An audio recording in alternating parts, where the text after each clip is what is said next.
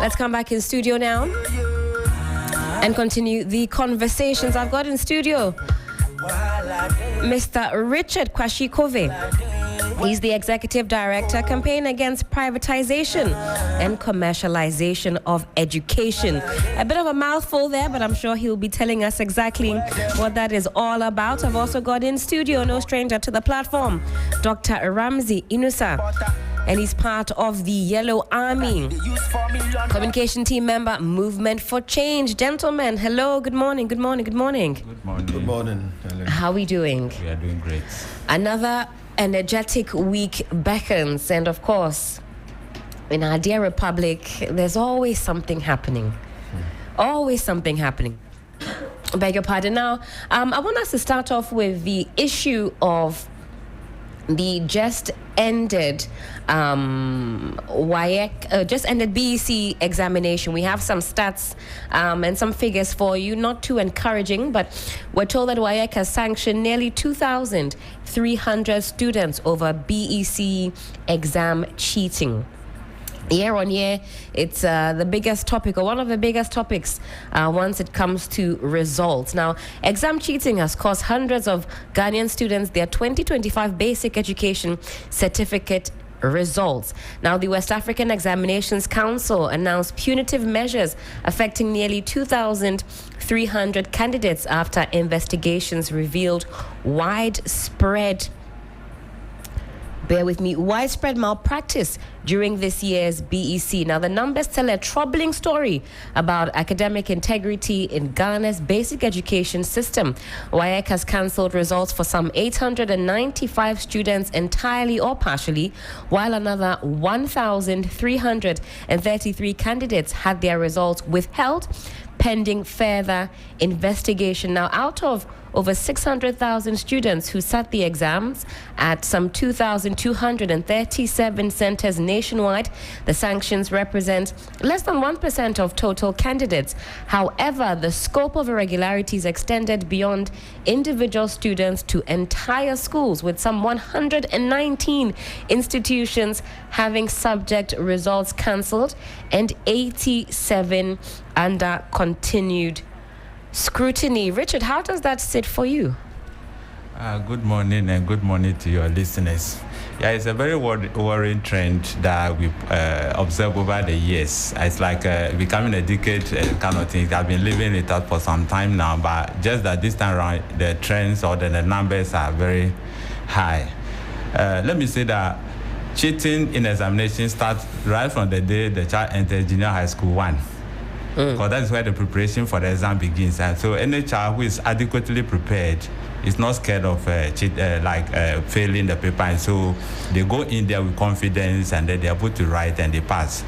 But then along the line, as we change the educational system, where we begin to look at free education in particular, where government has to pay some grants for their education, and for that matter, certain policy directions have to change. And one is wholesale promotion.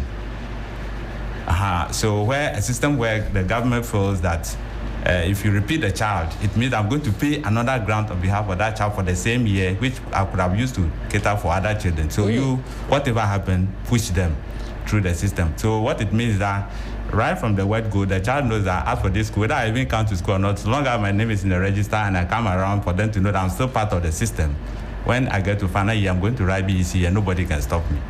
And so such a child, knowing very well that he has not been adequately prepared by the school, based on so many factors, gets to the exam hall, he also wants to pass. That's right. At all costs. And then our system is also such that for you to get the best school, you must get the best results. And so how do you get the best results? Then they have to find ways and means. And that these are some of the factors. Then we can also look at it from the examining body's own managerial processes and other things.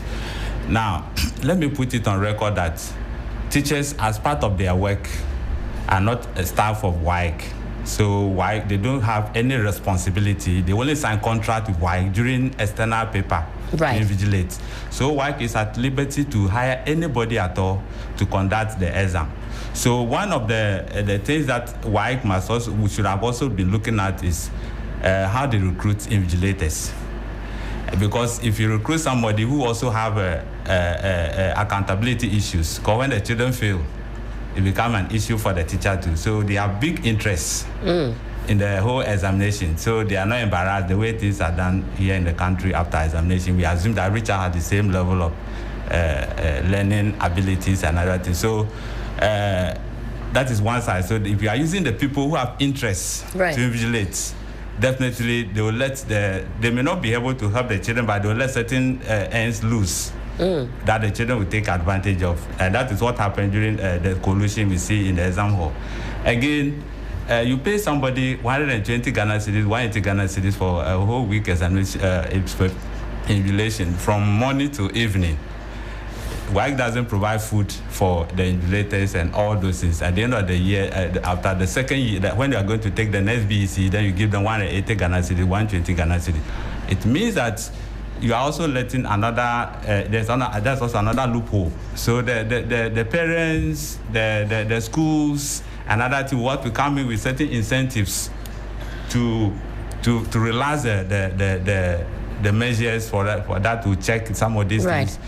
So I think these are the issues that are contributing to the kind of trends that we see every year. So if going forward, WAEC, maybe these are some of the things they have to look at. I'd see it to be a challenge coming from WAEC itself as an examining body than the other players that are part of the system. Certainly, and we'll be connecting with John Cappy very shortly. He's the WAEC's Head of Public Affairs. But Dr. Ramsey, I also want to pick your thoughts on this, your initial thoughts on some of the figures that I've read out this morning as far as the malpractices by our young students are concerned. I mean, how old are you in barely 14, 15, quite young. Yeah. But we see it starts from there. That's right. Helen, let me say a good morning to your good self and a good morning to General from Nagrat. Yes. And your cherished viewers and listeners.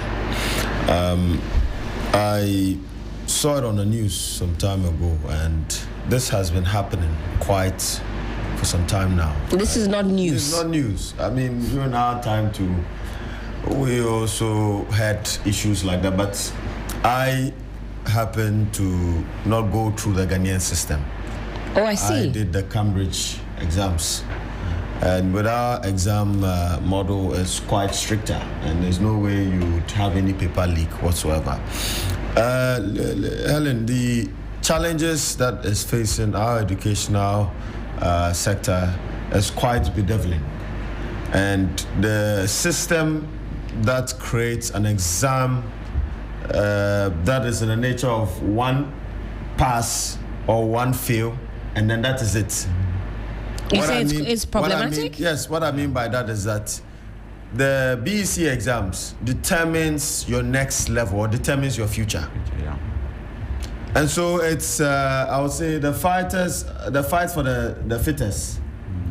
Yes. Survival of the fittest. Yes, the survival of the fittest. And so in this quest, anybody will do what it takes to survive. And that is why the schools too have been complicit in this fight. Right. And you realize that schools compete against each other to show parents and to show the whole educational market that they are credible and they have better results when it comes to passing BEC. So the school owners would also turn to these examining bodies and invigilators and bribe them in order to have this image out there so that they can be able to sell their schools to the various parents. I believe that our educational curriculum should be changed. The true and poor system is not working for us. I did the Cambridge exams, and the Cambridge exams, if you go and chew and you see the question, you will regret, because it's about critical thinking. Right. What you've learned and how you're able to apply and solve the questions. Do you understand? And so I believe that going forward, we can amend how even exams are taken. maybe for every region or every district, the question should be different. So say if you are in Ayawaso West and you are a school based there, the questions that will be set to you Interesting will be different from example there, Doc. the questions set to you at Ablekuma North, but all within the same competency level. Interesting. And also we should introduce a computer-based testing system where you go on a computer and have your exams, and that builds up random questions. Yeah. And so MCQs, in the form of MCQs, and it makes it very difficult for people to cheat unless you are being taught by an invigilator. And we should put in measures and punitive measures to punish these schools, sanctions to punish these schools that are caught up in this act, and invigilators in that sense. Because I believe that these young people are the future of our country. If they start at this early age to begin to be corrupted in their actions and their attitude, then it is quite worrying. As you know, currently as a society, corruption has degraded our moral fabric as a country, and we are dealing with it day by day in all public institutions. And this is how it starts, you say. It starts at this level, and then it completely escalates. Exactly. And I hope that there should also be an independent investigative body, not WAEC or so, but there should be an independent investigative body that should be able to investigate this issue. Doc, hold that thought for me. Let's connect very quickly now with John Kapi. He's the head of public affairs at WAEC. Mr. Kapi, hello, good morning. Good morning. Thank you so much for joining us on the program. Hope you're doing well. I'm very well, thank you. It's my pleasure to be with you. A pleasure to have you. We're analyzing some of the figures that you've put out, or that has been put out, and we're told of some nearly 2,300 students that are being sanctioned or have been sanctioned over BEC exam cheating. How do this year's results compare to previous years in terms of pass rates and performance? Good morning to your listeners. Usually, because of the inline grading system that we use, we do not usually make any comparison between comparisons year on year. So we do not put out those statistics. All right. Okay. Then let me rephrase. What trends have been observed in subject-wise performance across the country? Again, we haven't done that yet. As we speak, we would not be able to put that out because a number of results are still being investigated. And so when we get all of that together, they will be able to put out some statistics here. Okay, certainly. And I suppose that would also inform whether or not there have been improvements in exam integrity or security measures compared to prior years, or are we able to speak to that this morning? Well, in terms of security, I believe that what we would always want to guard against is having the questions get out of our system before the exam is due to be taken. So once we are able to ensure that there is no what has been commonly termed as leakage or foreknowledge, then we think that at least on as far as security is concerned, we would have maybe, let's say, scored a pass mark. Right, okay. And we now know that WAEC has announced punitive measures affecting these 2,300 candidates after investigations have revealed widespread malpractice during this year's BECE. What do these punitive measures look like? Well, for the candidates, depending on the kind of offense, there are some offenses that will call for the cancellation of their entire results, mostly if anybody comes there with a mobile phone or if there's any assault on any examination official, the said candidate will have their entire results cancelled. For the mobile phone infractions, you may be able to register the following year and write, but for those who assault any exam official, they'll be barred for about 2 years. So those are the infractions that call for the entire cancellation of entire results. There are other infractions that will call for cancellation of subject results, and these are those who have foreign material, or when we detect collusion in the scripts of the candidates, we would hold on, and if we're able to ascertain that indeed they copied or they colluded, then we'd go ahead and cancel the specific subject results. Right. And I also wanted to find out if there are specific regions, specific schools with higher reported cases of malpractice. Are you able to speak to that this morning? For now, no, because there are still a number of cases to be investigated. So we'll be jumping the gun if we decide to put out any figures in terms of regional breakdown. But certainly when we are done with all the investigations, like we did with the WAS when we held our stakeholder engagement, we would be able to put out figures that indicate the regional breakdown in terms of examination malpractice. Certainly. And are there also, beyond the students, are there penalties for schools and also for teachers who are found complicit in malpractice? Yes, we have, as we speak, a few of them. Some may have finished serving their custodial sentences. Others are still serving their custodial sentences. Some have also been fined. We have compiled a list of all the people who were culpable, and these names have been sent to the Ghana Education Service for further action to be taken against them. So gradually we are moving towards an area where teachers will also be held accountable. We wouldn't just have to sanction candidates alone, but teachers who are found culpable would also be sanctioned. Certainly. And would you say, Mr. Kapi, that parents and the public are adequately educated about the consequences of exam malpractice? Year after year, we still get these staggering, figures and student populations involved in malpractice. Well, we have a number of stages of sensitization. We do sensitization for candidates. We do a briefing session for the supervisors and invigilators. We also do some media campaigns about the do's and don'ts of every examination before every examination period. And for this year in particular, we even went ahead to hold stakeholder engagement across the country, bringing on board a cross-section of our populace, just so that they get to know the menace of examination malpractice, and then together we would fight this menace. And so we have done a lot.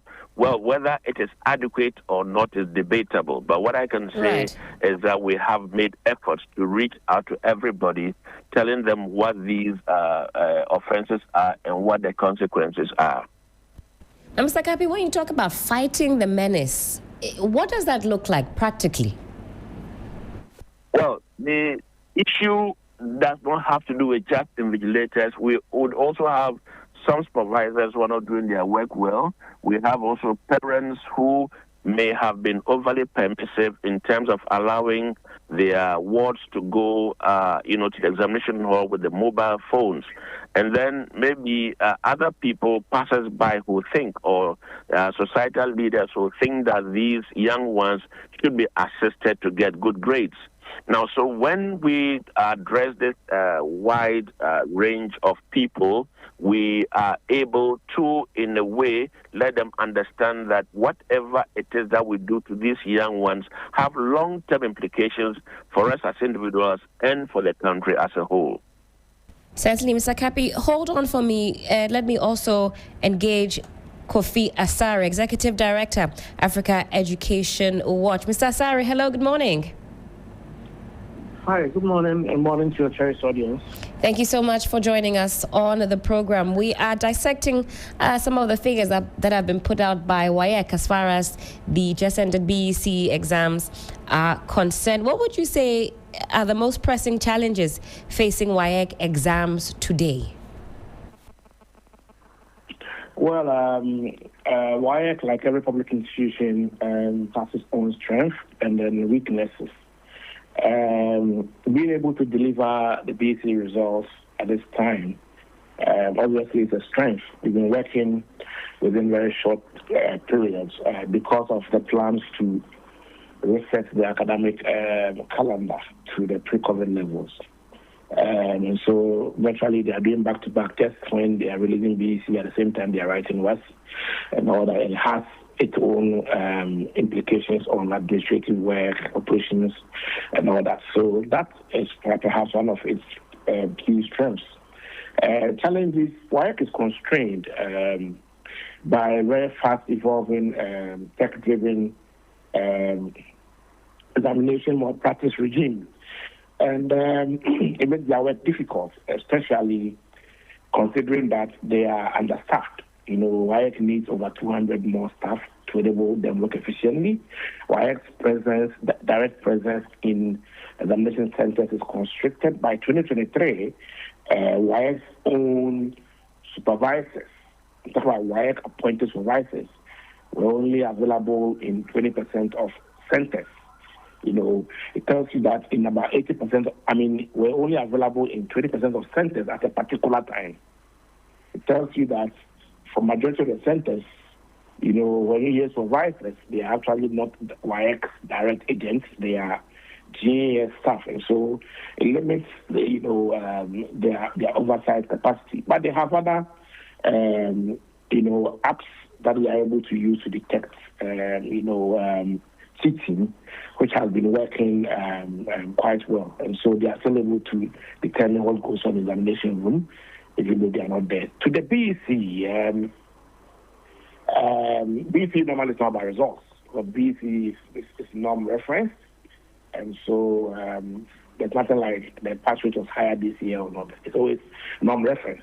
So it's always going to be the same percentage of students having a particular grade between grade 1 and then grade 9. That's how BEC results are molded. But we look at the provisional data analysis. This is provisional data I put out. Right. And we do a brief analysis of the provisional data. And we realize that, for example, council results have increased by over 100% compared to last year. Over the past 4 years, this is the highest we've recorded. I see. And it represents close to 100% increment in all the years I'm comparing to. Indeed, in the past 9 years, this is the highest number of cancelled results recorded in WAEC's preliminary results statements. If you look at our withheld results too, we have about 1,333 candidates involved or affected by withheld results. And then we have, as I mentioned, over 800 candidates involved in results cancellations.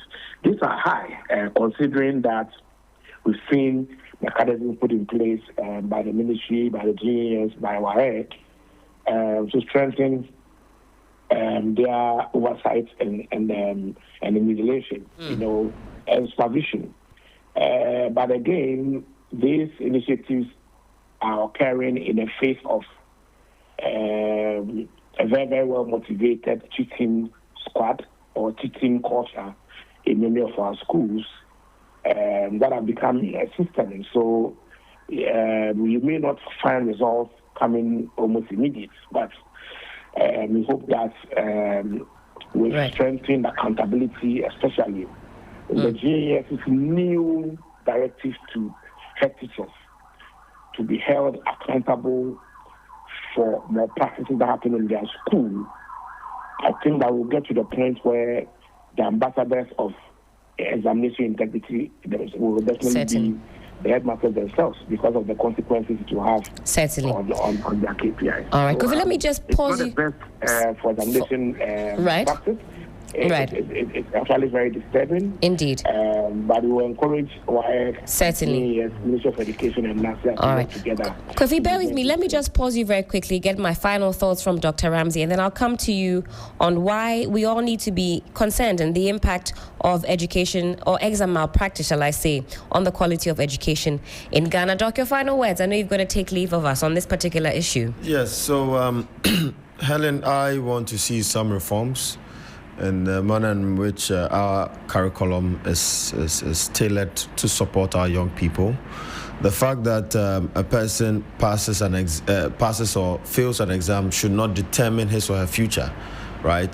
The educational system in Ghana should be able to uncover each and everyone's potential and uniqueness. That is what their goal should be. And so going forward, I want to see the computer-based test assessment system in place so that this issue about writing on a piece of paper and all that should be a thing of the past. We should be innovative and have computers in various schools that our kids can take their exams. And then we should have a huge question bank so that it will be randomized. And if you have the same questions from Tamale to Accra, of course, then it opens the window for all these malpractices to happen. And so we should tackle it as well. And then lastly, I know that I've jammed the topic, but because I'm taking off leave, I have to make this statement. Helen, there is some concerning development involving myself and the Ghana Police Service. For so long, the Ghana Police Service has been brutalizing civilians. And I think that this evil act has to be brought to book, and there should be an end to it. I do not blame them, because right now, to get into the police service, it's either you use the protocol means or you pay your way into the police service. There's one ASP, Nana Bofour, who led an undercover team to my neighborhood in search of one gentleman called Ralph, which I do not know him. He's not affiliated with our movement for change. He's not a friend of mine. I've never spoken to him before. And I, being a resident of that area, I have every right to question any foreign person who comes there, especially when you even park close to my premise or my house. In the quest to ascertain who they are and also introduce myself, I was brutalized with my guard. My arm was twisted, and you can see that I'm in a bandage. That's right. For quite some time now. But unfortunately for them, and to that Nana Bofour, he thought he saw the tail of a cow, but he stepped on the tail of a lion. I would put myself on the line, together with the many Ghanaians that have faced this issue and do not have the voice to speak about it, or do not have the platform to advocate and fight these ills in our police service. I would put myself on the line to fight this menace. The IGP is new. The CID boss, they are quite new in their position. They are the two profiles that we have to picture in this case. And you can see, if you're watching us on Facebook, some of that scuffle that ensued with Dr. Ramsey, or is this post the fact? This was when they were beating us and they were pushing us into the truck. My goodness. And so later on, there was a police car that came with, all of them didn't have police uniforms. The main people that I spoke to in the pickup, which was not a police pickup, had earrings and had beard and all that. And we've been warning these political leaders who put people in the police service that all these your tags that you recruit into the service should be a thing of the past. You saw what happened to Sam George. Look at this guy right here. The guy with the towel, the blue towel. Yes. He's a police officer. The said gentleman who has removed his cap, right, is the ASP, Nana Bofour. And look at the car right there. How would you know if it's a police car? And if indeed you've come for an undercover operation, you have failed, because you were suspicious, and I got a call from my watchdogs that these are suspicious individuals who have come to the community. You uncovered the undercover operation. Absolutely. And if you are looking for Ralph, does Ralph look like me? Am I associated with the brutality that happened to, the alleged brutality or assault that happened to the nurse at Rich Hospital? I think that they would pay for this. Helen, mark my words. They would pay for this. Dr. Ramsey, thank you for your time this morning. This is certainly no small matter. Dr. Ramsey is bandaged up this morning, as you can see. It's certainly a conversation that we can expand. He's going over to our sister station, but we'll continue with our conversations concerning education. Small detour on this particular issue, but it's an evolving one. Let me go back to Kofi Asare, Executive Director, Africa Education Watch. Apologies, Kofi, we took a small detour to address something quite pressing to Dr. Ramsey, but of course this issue of exam malpractice, very important, dear to us indeed. What impact would you say do exam malpractices have on the educational quality in Ghana? Well, our children go to school to learn, and they don't go to school to only learn math and English. They only go to school to learn literacy, numeracy, critical thinking, etc. But also they go to school to learn integrity. So if they go to school to learn integrity and they end up leaving school, with values including cheating, then we have failed. And so it does everything negative to the essence, to the core or the foundational essence of our education system. That is why we see it not only as an education issue, but also a moral issue. Now, you talk about escalating levels of exam malpractice, and some of the figures you say are the highest we've seen in 4 years, in 9 years. What specific policies and reforms would you recommend for WAEC at this time? The WAEC knows what it has to do. WAEC understands the situation even better than we do. In their various advisories to government, they've been consistent about what they need to work well. They mentioned the need to strengthen their human resource base so that they are able to strengthen examination oversight. They've mentioned the need to resource that is adequate technology so that they can deploy modern technology for surveillance. They've indicated that their law is outmoded. The law was crafted long ago, when the current dynamics of examination fraud we are seeing didn't exist, where the technology we are seeing today be used as a vehicle to as a conveyor belt for examination fraud did not exist. And so we've seen a fast evolving deviant behavior, criminal behavior evolving around examination malpractice. Hence, the need to have a responsive WAEC law that can properly bite and deter, actors within the malpractice industry and examination fraud industry. And the fourth is their finances. This year we didn't hear WAEC complain about slow releases or debt owed by government. Last year we had similar ones. Anytime That's right. their funding releases delay, it affects the operational efficiency. As any human establishment would be affected. And so these are some of the challenges that WAEC faces. But it's not just WAEC. It's not just WAEC. Everything happening is happening within a framework of poor accountability. I'm happy the GES has introduced a mechanism, they have indicated that from this year's WASI,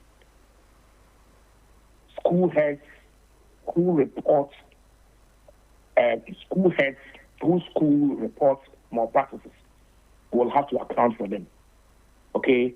For me, Right. It is one key step in ensuring that we mainstream accountability for examination malpractice at the school level, because the headmaster normally is the first supervisor. The examination is taking place in your hall. The student are your students, and so you should be interested in ensuring that the examination takes place consistent with the guidelines that have been issued by WAEC. And so it's sometimes in beat my imagination where you find a school where in the past and at present, you have so many results cancelled, up to about 10% of the results of students in a particular department cancelled, and then the headmaster is still headmaster. There was no accountability. So Right. with this regime, if the director of the GS implemented well, and not only implemented looking at reports from invigilators and supervisors, but looking at the scrutiny, the scrutinizing of scripts by WAEC after examination, and then using the outcomes, to hold headmasters accountable and sanction them accordingly. I'm sure, combined with all the other challenges I mentioned being addressed, we should be having examination malpractice under control. Now, Kofi, I also want us to talk about parental involvement, because we can't talk about exam malpractice and leave the parents out of this conversation. How can parental involvement help reduce cheating in schools, or is that not a conversation worth having? The motivation behind examination malpractice is first is financial, because people make money. Okay, so parents are the ones who pay these BEC support fees. They know that it is actually money to aid in malpractice. Disguised as BEC support fees. And they pay. They know. So, and again, at WASI level, same. At WASI is even worse. Some schools are doing, so candidates are paying up to 1,500 cedis, and you know that a candidate cannot raise that money without their parents supporting them. Right. And every candidate in these schools, in these particular schools that are noted for examination fraud, every candidate there, or almost every candidate there, has a mobile phone, a smartphone, because questions will be deployed, and the answers will be deployed on Telegram or WhatsApp platforms after those teachers involved in those schools have solved them. I don't think that the candidates or students in the senior high school has the financial muscle to buy a smartphone and then pay for the collusion, pay collusion fees. And so you find that behind this, parents are supporting. And there's so much, our work we've done in examination fraud in the past 5 years. It tells us that there is so much networks, including even community networks, where you find that at the core of this is strong parental and community participation. And I can mention many communities where an entire community ganged up, and made sure that the headmaster was moved because the headmaster refused to receive donations that they made to support cheating. So many examples. And so, yes, parents are involved. And so, regardless of what WAEC and the Ministry of Education, NASIA, GES does, if parents still do not recognize the dangers, the shaky water that we are swimming into, and then cut back on this support, it will be difficult for the canker to completely end. And so parents have responsibility, moral society, the churches, the mosques, religious bodies, they all have responsibilities to preach for our children to understand that integrity is part of their upbringing. Look, I will continue to give this example. Right. My ward attends a Cambridge school. The Cambridge questions are sent to the schools, sometimes 3 weeks to the examination. It never leaks. You understand that? They are taught that examination is not a competition between A and B. You understand? It is an opportunity for you to express what you have learned. And so there's no need for you to cheat. Right. So they don't cheat. It's not part of the culture there. It tells us that if there's a concerted effort to change knowledge, attitudes, and practices, okay, from where we are now to a point where we see examination as an opportunity for you to express yourself and then support our children to play well, I'm sure that many of our children will not be interested in participating in examination malpractice. But right. At present, it's a subculture. So if you go to other schools, they will tell you that these schools are doing it. So we can't sit down and watch our students become disadvantaged. That is the subculture that we need to totally dismantle from our education system if we are to make good progress in ensuring an integrity driven examination education system. Certainly, and it's important that we have these conversations and expand the tentacles of it. And finally, how can education monitoring organizations like yours contribute to fair examinations? We continue to monitor. We issued an advisory to the new government that these are the challenges we've seen in the past 5 years, monitoring WASI and NBC. And these are the actions that the new government took, for which there have been some gains, especially in curbing the leakage of questions. And these are the emerging issues, and then these are the unresolved issues, and these are the recommendations. So we have already submitted a memorandum to the Ministry of Education and GAS on what should be done, to end examination malpractice and fraud. Apart from doing that, we continue to monitor. This year, we've been monitoring, especially in senior high schools, about 110 senior high schools since March. We know everything going on there. We've sent relevant information to the GES so they are able to also respond appropriately. Apart from that, we are also monitoring online, monitoring from where questions used to be sold. You know, since 2023, we pay for questions, we don't get them. And those were reliable sources prior to 2023. And so we know that questions are not leaking.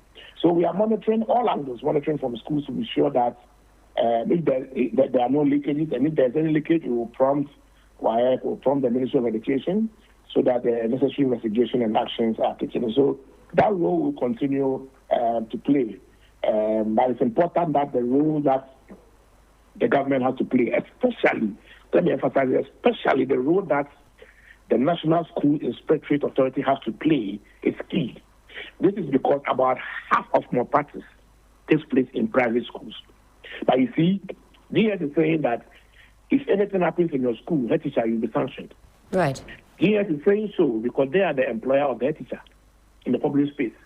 But the employer of the teacher in the private space is not saying anything.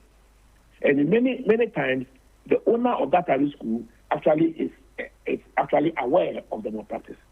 So who is going to hold teachers and officials in private schools accountable as GS is taking similar actions in the public space? That is why we want the National School Inspection Authority to step in and mainstream standards for external examination into their school inspection standards. Other than that, we will have actions being taken in the public space and free range for the private space. And it will not inure to holistically discouraging or demanding accountability for more practices in the education sector. So we call on the National School Inspection Authority to work closely with WAEC to ensure that they put in place the necessary mechanisms to sanction private schools who participate in the admission fraud, just as the GES is also sanctioning their staff in public schools. Kofi, thank you for your time this morning and for giving us your expert opinion. Kofi Asare is the Executive Director, Africa Education Watch. We'll pause for a quick break. When we come back, we continue the conversation. We still have Mr. Richard Kwashikovi, Executive Director, Campaign Against Privatization and Commercialization of Education. I'm eager to also pick his thoughts on everything that has been said this morning. This is still 3FM Sunrise on 3FM 92.7. Don't go too far. Mima wakwa baba Ayo Health Center. Say na yebe to me awo. Sisi na me register Ayo. Na me pese wo kire me kwan a me fa swaje me claims. So wo anaya busiani kra wo register no koda ya resabia. Wo be hia OPD card, excuse duty anaya ka. What trauma wo? Krata e kire da wo je wo. Ni da wo yi wo no. E free aya resabia wa je atomo. Na fa wo ID card ka ho. Na se sebi e busiani kra no free mo a. Wo be hia ne death certificate, burial permit, ana krata ohene ana osofo sign. Inshemu krata echere owu no far by. Na wo de ID card aka ho. We akradwa. Dial *296#. Me products kra wo claim no. Ne din sem no so. Wo be send wo link afa text message a. Ebisa wo krata no. Se wo hia mo anso a. Ko MTN office bia e ben wo. Ana frɛ 296. Kai hunu se wo ye nhwehwemu ansa watua claims no. Kai se nhwehwɛ kakrada ho. We ye nhwehwɛ free Sanlam Alliance Life Insurance Ghana Limited. Ayo, because you care. Hello, everyone. Prizes continue to drop at Electroland Ghana Limited. CDA Picky promotion on Samsung, TCL, Media, and NASCO Electronics. Get a NASCO 24-inch LED flat for $899 Ghana cedis. Starting from 2,999 Ghana cedis, you can get 6 kg NASCO washing machine plus a free gas stove. And the Media Inverter 1.5 HP R410 Unicool split comes with a free blender. And when you pay Purchase 65, 75, and 85 TCL QD Mini LED 4K TVs. You will get a free TCL FHD Smart Android TV. Now buy a Samsung 578, 582, and 636-liter side-by-side refrigerators and walk away with free microwave grill. Go to our showrooms and dealer stores across Ghana now. Call 050-315-9739 or www.electrolandgh.com for inquiries. 3FM 92.7 Urban Lifestyle Radio Station.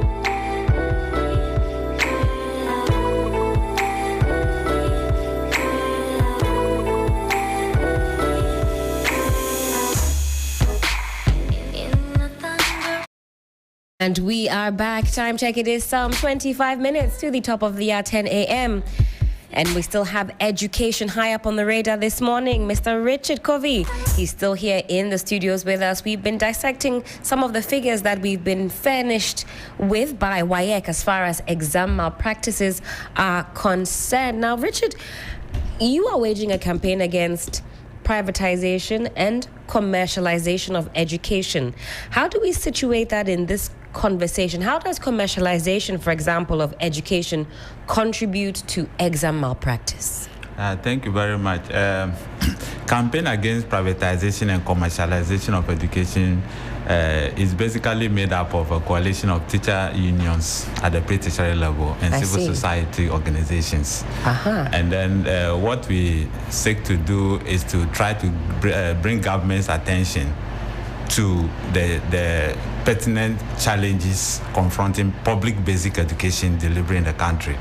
More especially a situation where now we go to our schools, we come to the urban centers, we have bloating class sizes, class size of 120, 150 to one teacher to teach at a time.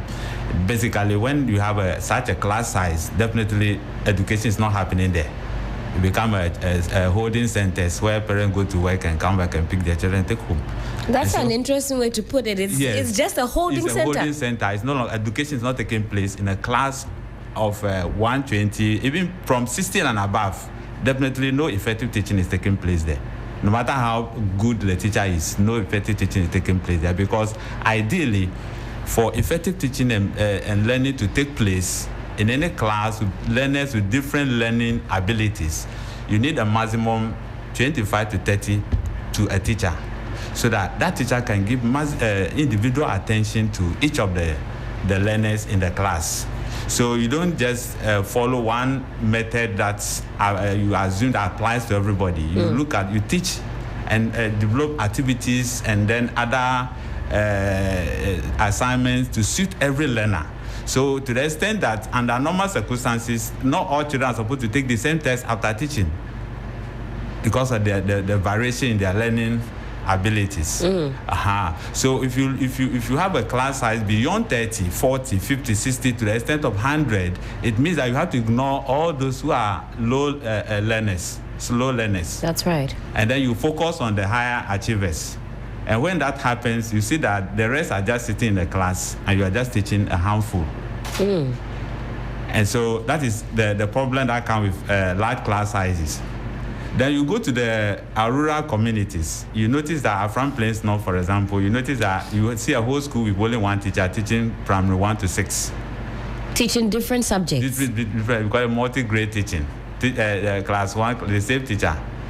Moving from one class to the other, either you group class 1 to 3 in one class and then try to teach them as if they all belong to the same class, and then the upper primary to the same thing. So we saw videos, some of the which are produced by your station here. Now, from where you have last year, for example, one lady came in the news. That's teaching right. One from class 1 to 6, and some of them even JHS, one teacher. And if you see any other teacher, they're just a community volunteer who have probably completed SS or JHS and decide to come around to keep the children in place. So that is the seriousness of the situation. And so when that happens, we've noticed through our monitoring and studies that the multinationals at a point that's around 2015, 2016, beginning to invest in education delivery. And their target is not to help fill in that vacancy, but to make money out of these people. And so you go to Kasua, for example, you see a lot of private schools there. You hardly see a public school. Because government did not make any intention to set up a school for them. So if a child lives within that area, the only option is the private school. And so the private school too comes at a fee. That's right. So if the parents cannot afford, meaning that child is not able to go to school. That's how bad the situation is. Now, some communities do not even have the benefit of somebody even establishing a private school there. So these children have to walk like 10, 15 kilometers every day. You cannot do that work when you are 4 years, when you are supposed to start school. So you have to wait like 10 years before you start school. And I mean, at that point, you've missed out on that valuable learning time. Yes, so going to school for the first time at age 10, because that's the age that you can make the walk, journey. The journey to school every day. With the attendant hazards that come with it. We're talking about schools under trees. That have been a thorny issue over the years. So if you look at our entire education architecture, especially at the public level, sector, you notice that over the years, government have not been intentional about this. So we came together to bring out some of these issues to the public domain so that we all debate it and see how we can push government to take it as a priority. Currently, we are talking about 5,000 schools under trees. That has to be removed. Whilst we are still talking about admitting double track system at SHS, at the basic level, we are talking about 5,000 schools under trees. That has to be taken out and being put in a proper classroom infrastructure. And then beyond a school block, you also need teaching and learning resources. That makes a school. And so that is why parents in Accra would prefer private education to what? Public education, because that is where they can see a computer lab, they can see science lab, they can see libraries and other things that makes it look like over there they already have the resources to teach, except that they may not have the resources to pay professional teachers there. And so at the end of the day, this thing is the same. And so we think that there's a need for us as stakeholders, especially the teacher union, beyond seeking our condition of service and other things, we need to also look at the environment in which we work and how the learner is also supported to achieve his or her full potential within the education system. Otherwise, like we are talking about issues of examination malpractice, issues of people just passing through the system, and then getting to, when the child is able to cheat at basic level and pass, you will cheat at the SHS level and pass. You will go to university and cheat. I mean, that's how it starts. Yes. It starts because from that level. They master the game. So it's like everywhere they go. So we're going to have PhD holders who are ignorant because all along, they have found a ways and means to what? Mr. Kobe, this table that you are shaking. I want to ask very quickly as we wrap up on this conversation, what are your views on the accessibility then and the equity of the WAEC examinations? You talk about the disparity in the teaching and learning when it comes to some of the urban areas, rural areas. What do you make of that? And a lot has been said today about this standardized testing and how it really just promotes the cheating and the malpractice that we're talking about today. Yeah, so basically we have been deceiving ourselves that we are writing a standardized test. But then a test is standardized when it meets every learner's ability. Because naturally, we talk about when you study learning these abilities, like we have learners with different learning abilities. Right. So there's that child in that class who is suffering from dyscalculia, meaning naturally he or she is born with the ability not to be able to put figures together. And so such a child, if you give him mathematics paper, he or she will fail, not because he or she cannot do anything or do engineering, but just that the brain is not wired to put figures together immediately. And it's a learning disability, not the child's fault. But such a child in a classroom can also be supported in a way to perform that same task through different means. Do we have that system to support these learners? No. We have those with dyslexia, reading ability. Right. They can write, but if we say read or all those things, they have problem. And so in the classroom, these learners feel sidelined because our systems do not support them. So if at the end of the day, we say all of them should go and take the same test, definitely we are not helping those people. So we push them along the line. The engineers, the inventors that we have all over the world are not the brilliant students. If you will get understand dropout out of school at a point. We have so many dropouts who have Yes. now gone on to do wonderful Very things. good. So it means that the system should have different pathways to meet every learner's ability. Right. So those who cannot perform a certain task, what is the pathway for them to also progress? We don't have those systems in play. We put all of them in one box, give them one straight jacket assessment, and then we begin to screen. You go here, you go here, you go here. And then so once you have that system, you cannot avoid cheating. Because they must also survive. That's right. In the system. That shouldn't be the end of their education. Whatever it will take. That's why some of them will even hold knife and guns on the invigilators if they don't want to allow them to listen. They want to prevent them from cheating. You see students breaking windscreen of the school heads, invigilators, because they try to prevent them from what? Cheating. Because like their life depends on that. It's exam. a do or die affair. Yes. But if we have a system where those of them who may not be academically good, but are good when it comes to hands-on activities, we create a pathway for them to also continue the education system, despite most of them may become a bit better than the academic type, the grammar students who are gifted. So as a country, we need to really look at our educational curriculum, create different pathways, exit system. Then when you go to Germany, I was looking at the German system where at certain level, maybe at a secondary level, you can decide to go into the world of work. And then the system defines how much you should be paid if you're working with that certificate. Okay. And then you want to go to Polytechnic you can exit into the world of work and go and work there, and the system defines how much you are paid at that level. So you understand the system. If at a point in time you want to come back and join the system and continue, that pathway is there.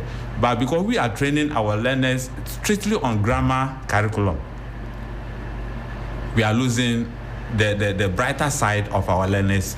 And that is why you see Togolese doing POP and all those things, and they're taking all the money. Because they have perfected it. Yes. They're working with their strengths and highlighting their strengths. Yes. Very important conversation. Yes. So we need to bring back, in those days, we used to have crafts. That's right. As part of the education curriculum, where we have instructors who come to train the learners on certain crafts. Somebody who can develop that as a fashion designer may not even want to go to secondary school. And they make a lot of money. They make a lot of money, and so. now technology is there to assist them. They only need the basis. So if I cannot do mathematics, I cannot write that beautiful English, but at least I can read and understand, and I have somebody to assist me how to cut, how to measure, and all those things at the basic level. Definitely, I can decide to go and develop that at the TVET level, which follow the same pattern. And then I can find my feet in society. But if everybody wants to go to Achimota, everybody wants to go to Wesley Girls. Yeah, or everybody wants to go to Wesley Girls, and that is how the system prepares everybody. Definitely will have these challenges. Unemployment will be on the rise, not because there are no jobs, but the jobs that are there, we did not prepare our people to take advantage of those jobs. And so they are also paid in a way that they will not want to go into that side, because if it is not formalized, then you have to go with minimum wage, and minimum wage may not be attractive for them, so they want to rather go into other areas that will give them. But if it is formalized, and the system, we have legislation governing how much somebody should be paid with this qualification, and all those gradings are there, I'm sure a lot of the learners, all the things that we see will not be there. They will rather be much more interested in pursuing other career skills. Certainly. Now technology is there. It's also another area. You'll be surprised. Some of the learners may not be good in the normal exam that we take, but you give them computer and they'll do wonderful things for you. Certainly. Mr. Covey, very, very grateful for your time this morning. And I know we'll have a chance to have more extensive conversations about your campaign against privatization and commercialization of education. There's a lot to talk about, a lot that we can schedule for the future. So again, very grateful. Mr. Richard Kwashikove is the Executive Director, Campaign Against Privatization and Commercialization of Education. It's something that we need to be talking about some more. So we're thankful for your time this morning. Well, time check, it is some 12 minutes to the top of the hour, 10 a.m. 3FM 92.7. Urban Lifestyle Radio Station. Let's now segue and wrap up the conversation talking about security issues. I have also got on the line this morning Mr. Richard Kumado, former BNI operative, and he's always educating us on security issues. Mr. Kumado, good morning to you. Hope you're well. Thank you. Yes, please. Thank you so much for joining us on the program. Now, before you joined us, we had Dr. Ramsey Inusa, and he's part of the Movement for Change. And he had a very, he was reporting to us a very curious incident that happened at his residence. In fact, he came this morning with his arm bandaged. And this is in connection with the recent Ridge Hospital fracas between some staff members at the hospital, as well as an activist by the name Ralph Williams. Now, he mentioned that he was at home yesterday, this is Dr. Ramsey, when he spotted a vehicle, unidentified vehicle that was parked around his residence for quite a while. And because he says he's quite security conscious, he approached the vehicle and asked why they were there. He introduced himself, and that really quickly escalated. This is according to him. We haven't heard the other side. He says at the end of the day, the issue was that these undercover police, which he was able to uncover, were looking for Ralph the activist. It's obviously piqued our interest this morning as we explore the issue of security. I mean, just with that brief background that I've given you, what do you make of this incident, and what should regular citizens be doing if they spot these sort of patrol vehicles and they are suspicious? I think we have too much agitations in our system. Everybody is curious, everybody is accusing everybody, and everybody is anxious about seeing unknown persons in their environment, predominantly because crime is on the high. Other than that, the role of citizens in maintaining law and order is very important, and the critical role security officers, particularly the police, play in ensuring that there's peace and stability within our inner cities is also key.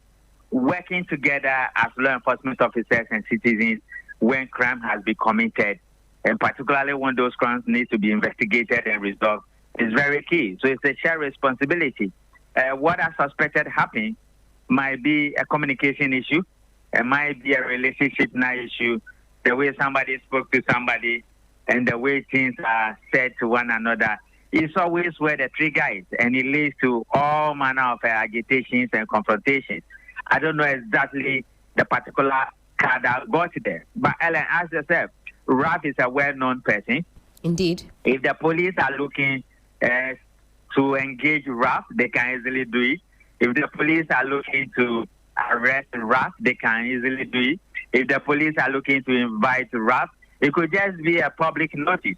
And whether this notice is said privately or publicly, Ralph will engage the police knowing who he is as a public figure and his level of social activism in this country. So I don't know where the connection is coming from between whoever appeared there in that car and the doctor we are talking about. We need to find out whether really is it the police or is coming from some other unit of the national security architecture. Now, for everyday citizens, ordinary citizens, what would you advise, in your security expert capacity, that we do in an instance like that? So if I should see a vehicle parked in front of my house or around my vicinity, or they keep on moving up and down, as a citizen, I have the right to ask them, my name is Richard Kumado, are you looking for somebody? Or am I the one you are looking for?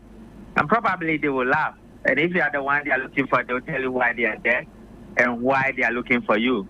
And even if it means they have to invite you into their car or get you arrested, then you give them your hands and they put a handcuff. They may ask you to call your lawyer. You willingly submit? They ask you to call your lawyer and where they are taking you to tell your family people. One of the things we don't do in this country is education. As part of crime prevention, which predominantly is the responsibility of the police and the other security agencies, is public education, right? It's awareness creation, and it's engagement. And in some cases, you restrain the people. So here I am, Richard Kumado. I appear at TV3, God forbid, I'm a good citizen. If the police come and say, I'm from so and so places, and we are here to engage you or get you arrested because of ABCD. I'll ask them, do you want handcuffs on my hands? Is it in front of my back? And they may say, yeah, we want to handcuff you. Or want to say, enter into our car. This is where we are taking you to. Inform your family people, call your lawyer. Then they can also say to you, be careful what you say, because whatever you say can be used against you at the court of law. So when you go to the U.S. predominantly, once they are asking them questions, they will tell you, I ascribe to Amendment 14 or Amendment 12 that says that I'm not obliged to speak to the police officer once you get me arrested. Right. And I've seen it in U.S., I've seen it in London so many times where they want to arrest people. Are you here to arrest me? They put their hand at their back, they handcuff you, or they ask you to enter their car and they take you to a place. In our case, we are always reacting. Either the law enforcement officers are a bit too aggressive, or we ourselves, whether we have come to security intelligence notice or we have come to crime investigation notice or it's just a mere engagement, we are so aggressive towards one another because we think somebody is out there to abuse it. So that is why law enforcement officers must be well restrained and act in a manner that conforms to professionalism. But on the other hand, we as civilians, we should have it at the back of our mind that the police is your friend. And irrespective of whatever happens, this is democracy where professional engagement is key and where legal representation is key. So this whole thing about people appearing in his neighborhood and he asked them and it led to confrontation and his arm is broken. I'm a bit surprised in the 21st century. But then we need to find out, Ellen, whether that is the police or that is another agent within the national security infrastructure. And as an ordinary citizen, am I able to ask? Is it within my right to ask that these persons identify themselves? So, as you say, if I introduce myself, my name is Helena Pia Ampofo. Are you part of the security architecture? Are you national security? Are you a police officer? Am I at liberty to ask those questions? Yeah, definitely. It depends. If you see them driving by the road or they park in front of the house, you may ask them, guys, please, Richard Kumado, are you here looking for somebody? Or I'm the one you are looking for. In that manner, it will definitely crack them open. Either some of them will be looking at you with some funny eye, or others will speak to you and say, no, Ellen or Richard Kumado, we are not here to look for you. Then you leave them and go. Don't go further and say, if you are not looking for me, what are you doing here? And where do you come from? No. You are creating a problem for yourself because they are not accountable to you. And because you are not the one who sent them, you do not have responsibility over there. Unless they are breaking the law, unless they are acting in a manner that do not conform to civility, unless they are abusing somebody's rights, then we can take it from there. But merely seeing law enforcement officers, for instance, the community police, they walk around the whole place or they drive around the whole place and they decide to sit under a tree or buy plantain and they overstay and people think they are listening to their conversations. You can speak to them. Particularly my brothers from the BNI who do not wear uniform and they are always in mufti. You can engage them. Or you have these guys from the National Security Secretariat, from the operational unit or the investigation unit who hold GOTA. And the BNI predominantly will not even let you know they have a GOTA. But these guys will flaunt their GOTA. And once you see GOTA, definitely you know where they are coming from. They are security or armed robbers with a GOTA. So you can engage them. But it all depends on the relationship. One of the cases that happened recently, military were on operation. A journalist got to the place. Instead of speaking to the military and introducing himself as I'm Richard Kumado, probably I'm from Media Journal, blah, blah, blah. I could say you guys are on operation. Will you want me to cover it so that we tell the whole world in terms of public education and awareness creation? But the journalist didn't do that. He went speaking to somebody by the roadside, which the journalists have the right to do anyway. But once you do that, then the law enforcement officer is thinking, are you going to compromise the security of the operation? That can lead to confrontation. Right. And once communication go as bad as we have always imagined in this country, then it could lead to some other thing. And this level of public education and awareness has to be created on both sides so that we live as one and stop bastardizing and abusing one another, which is not too necessary at all. Certainly. Mr. Komado, thank you so much for You're welcome, Ellen. your time this morning. Richard Komado is a fraud prevention and security analyst, and he's always giving us some much needed security education. Only 2 minutes to the top of the hour, and then we're bidding you farewell, making way for Enyonam Haliga and the news update at 10. As always, if it's your birthday today, we're wishing you a happy up and a very, very happy birthday going out to DJ Nobs. DJ Nobs, it's your birthday today. May you have a fulfilled life full of all the blessings that you desire. Age gracefully from Team Pan and Tilt. DJ Nobs, happy birthday. Also a special birthday message going out to SPR Frida Boache. Your birthday is a reminder of the incredible impact you have on those around you. Here's to celebrating the generous, kind-hearted person that you are. And this special message comes from Posse G. Happy birthday to you, SPR Frida Boache. And again, if it's your day today, we're wishing you a fantastic Monday indeed. But it's exactly 10 a.m. and this is where we bid you farewell on yet another exciting installment of 3FM Sunrise on 3FM 92.7. My name is Helen Apia Ampoff. On behalf of the very exquisite Sunrise crew, do have a wonderful Monday. We'll see you, of course, bright and early tomorrow, but do keep your dial locked on 3FM 92.7. There's great programming coming up.